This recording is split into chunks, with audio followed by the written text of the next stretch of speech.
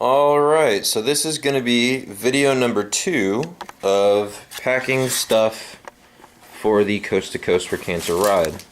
We are now breaking into Tracy's saddlebags. So these are the saddlebags that I have had, and I've broke into for a variety of reasons to get different gear out.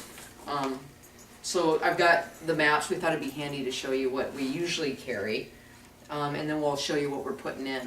So I've got my whole big old map sack. I took my compass out earlier to create that video of how to get north without trash bags. Yes, trash bags. And again, you've got your Ziplocs. And when Dan said earlier the different sizes, these are even very handy. Usually on my saddlebags too, I'll keep people stuff on one side, animal stuff on the other. Butte, the horse aspirin of the world. Jungle Juice, REI, if you're paying attention, we would love to have some more Jungle Juice for this ride. Sunblock and the anti-sting.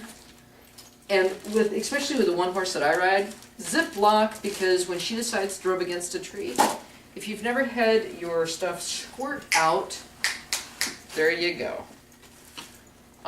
Extra rope, the thinner rope. I keep a safety vest because I've had to do rides during hunting season. You cannot have too much awl. So this is not just an awl for poking holes. This actually helps you thread this heavy-duty wax thread that's good for canvas, saddlebags, As a matter of fact, leather repair. I've had to replace these or fix these saddlebags more than once, and thank goodness I had that all with me. And the very, very good people at Sunset provided us, upon request for the ride, with a brand new set of saddlebags and horn bags for free. Each of us. Chapstick. And, earlier we said duct tape.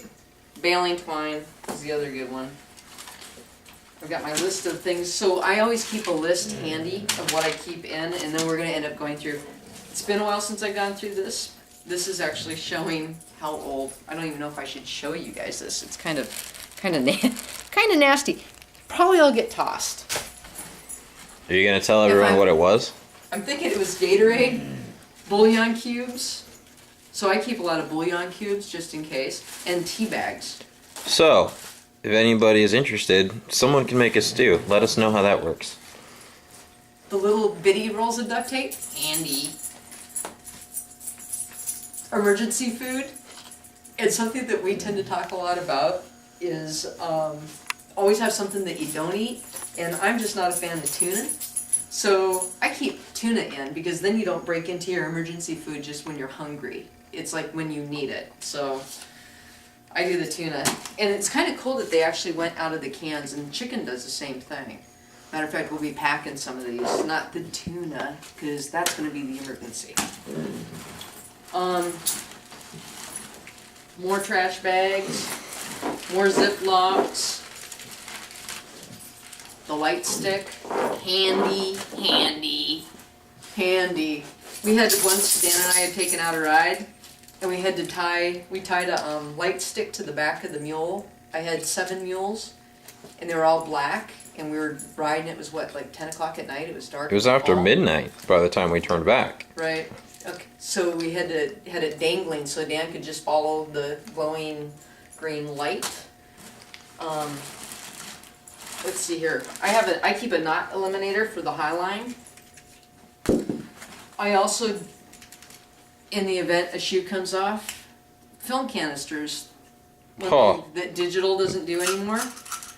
Man, so I keep my horseshoe nails in here. So just in case I have to fix a flat, I've got them. The Ziploc emergency gear for animals and people. You can do the same thing with people. It's been kind of cool because, is the dog's wondering, diaper. Hey, Toby. Toby, I know you want to be a movie star, but... It's like, do you want a diaper? So the diaper and the maxi pad, believe it or not, 2 unbelievably great first aid things. It's, you think about somebody bleeding and you have to keep adding You don't have to. So the question usually is it a maxi pad injury or is it a diaper injury? Diaper's usually the worst. The other cool thing with the diaper is, let's say a shoe comes off and you can't find it. You can throw this on the bottom of the horse, boom, duct tape it. You've got like a protective hoof. Earlier we were talking about the Benadine. Usually I'll pre-soak Benadine on some of those gauze pieces. You've already got them, so they're already good to go. You just have to break in and you're not carrying a bunch of fluid. And in the event you have Sierra, who does something like this. Here's the example of why you put things in Ziplocs. So I have a horse that likes to rub my saddle against the tree, and we keep diaper rash ointment. And the diaper rash will help, if there's a saddle sore, it'll help dry it out. So here's a case where it got rubbed against the tree and you're seeing all the zinc oxide. Just kind of an FYI, the zinc oxide has to be a certain percentage for it to be for it to really be useful. Because I'm trying to remember what the percentage is, therefore I am trying to read through all of it. Maybe I'll go dig mine out. 40%.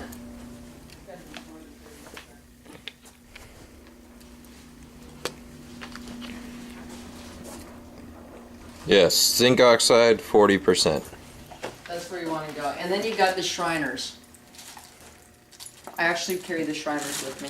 All around, all purpose, wound healing, magical potion. Throw zinc oxide. So that was the horse side, plus a couple of extra items. Survey tape.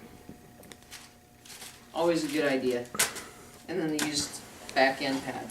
And then there's stuff missing that we're going to go through and make sure that we've got everything, like hoof picks, stuff like that.